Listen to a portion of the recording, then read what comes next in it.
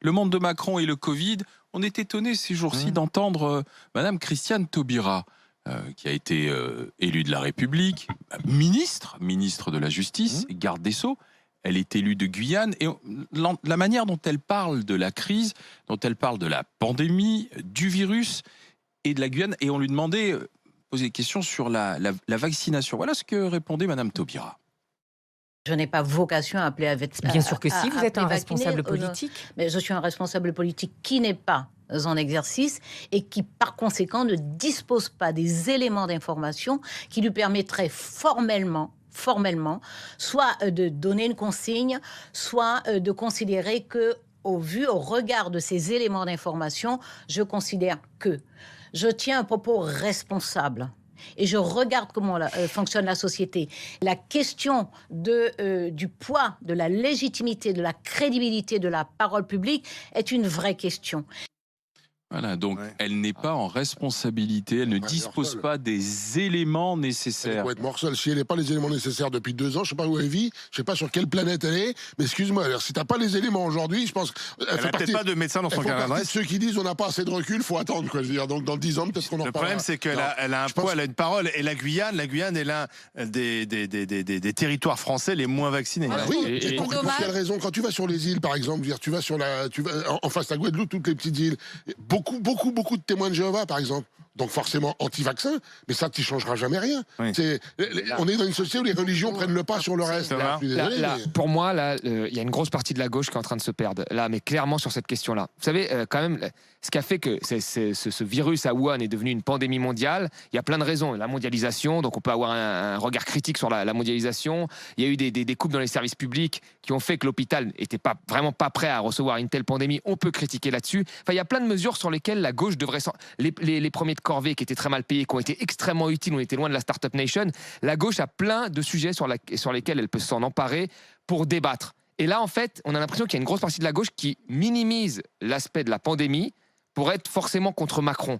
C'est ridicule. C'est ridicule pour moi. Là, on se perd parce que dans une autre interview, elle a dit non, c'est pas vraiment une pandémie. Enfin, il y a un article du Lancet qui a été contredit par celui qui a justement dit que ce n'était pas une pandémie. Donc, il y a quand même, je trouve, un problème de dire non, ce débat se porte maintenant sur... En même temps, elle parle aussi aux Guyanais.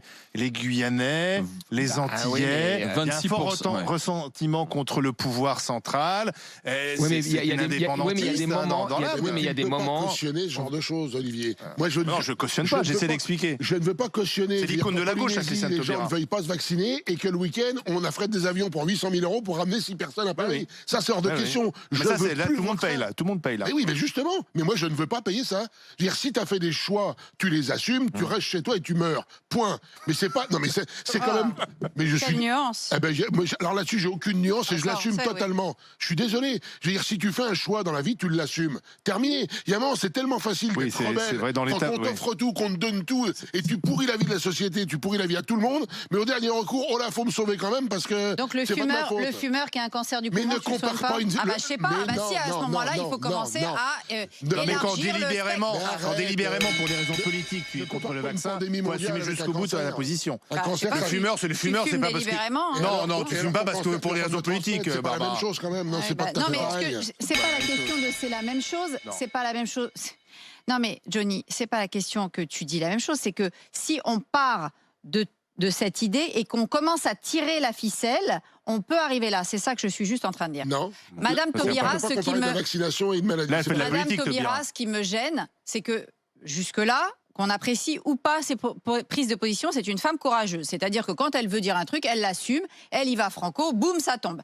Là, ce qui me gêne dans ce qu'on a entendu, c'est que c'est ni oui, ni non. Alors ça, moi, j'aime pas trop. C'est-à-dire, ou c'est oui, ou c'est non. C'est-à-dire que où tu dis, la vaccination, il faut y aller, même si je ne suis pas, par exemple, pour la vaccination des enfants, et tu l'argumentes, mais que tu dises au moins, la vaccination des personnes âgées et des comorbidités, c'est-à-dire ceux qui viennent embouteiller l'hôpital, là, il faut véritablement mettre le paquet pour vacciner ces gens-là. Moi, ça a toujours été ma position. J'ai toujours considéré que c'était le paquet sur les personnes fragiles, les personnes âgées. Dit, hein. Bon, elle, justement, elle est sur un espèce d'entre-deux, et c'est ça qui me gêne un petit peu dans les dernières prises de position de Madame Taubira, c'est qu'elle nous a habitués à plus de courage politique, Bah oui. Ah bon, sur l'islamisme en prison, c'était très courageux. Mais justement, elle était dans le déni. Non, mais elle n'était pas dans le déni. Non, elle n'était pas dans le déni. Elle te disait que ça n'existait pas. Bah oui, ça s'appelle le déni. Non, justement, là, elle avait, entre guillemets, une forme de courage pour son camp, qui était d'assumer une position. Je suis pas sûr. Là, sur le vaccin, elle l'assume pas. qu'elle rendait service à son camp. C'est bizarre que sur ce sujet-là, elle l'assume pas. Quand on sait, en fait, et on l'a vu dans la première vague, que ce sont les quartiers pauvres qui ont une surmortalité. Par exemple, le 93 a eu une surmortalité, alors c'est le département le plus jeune d'Île-de-France. Quand on sait ça, et la Guyane sont des départements qui sont plutôt pauvres, où vous avez des mêmes problèmes structurels, des problèmes structurels identiques avec ce que l'on peut trouver sur le logement, notamment dans le 93, il y a une responsabilité à ne pas appeler une partie de la population à se protéger. J'arrive pas à le comprendre. Après, si, c'est parce que c'est politique. Enfin, attendez, le député En Marche, des Antilles a eu aussi des propos très ambigus parce que il sait bien que ses électeurs sont très réticents. Alors il y a des raisons religieuses, mais il y a aussi des raisons de rejet de la France métropolitaine. Et Christiane Taubira, elle est quand même issue d'un courant plutôt indépendantiste. Et voilà. Et ce qui est intéressant, c'est qu'en fait, c'est une icône à gauche, Christiane Taubira, mais je crois que les gens la connaissent pas vraiment. Elle a des propos sur ce genre de choses qui sont quand même et puis elle parce qu'elle te dit bien dans son propos qu'elle n'est pas en responsabilité pour le moment. Oui, mais vous savez, dans le monde entier, qu'elle ne veut pas revenir en responsabilité. Donc il faut ménager la chèvre et le chou tout le temps. Ils n'ont pas de courage politique. Mais vous voyez, dans le monde entier, Lula, il est de gauche. La gauche de Lula a appelé à la vaccination. Bernie Sanders, très clairement, a appelé à la vaccination. Et les socialistes français étaient pour la vaccination obligatoire. Il ne faut pas dire que toute la gauche... Dans un instant, un hussard de la République